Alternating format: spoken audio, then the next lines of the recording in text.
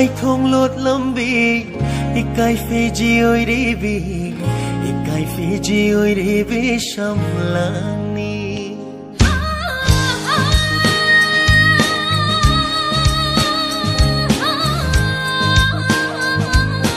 nung si mai thong lột lâm bi ikai Fiji oi re bi ikai Fiji oi re bi sham lang ni Gajage ngashire ikut sina yang jage thamoy sina penba makai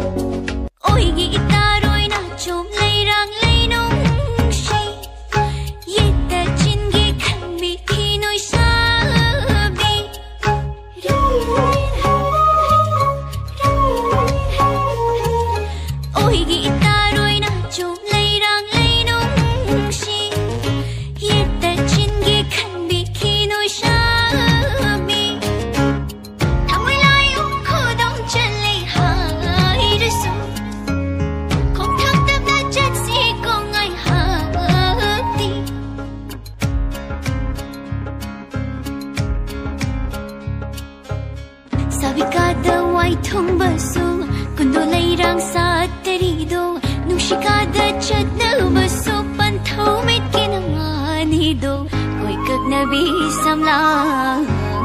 dopin koi kag nabi samlang dopin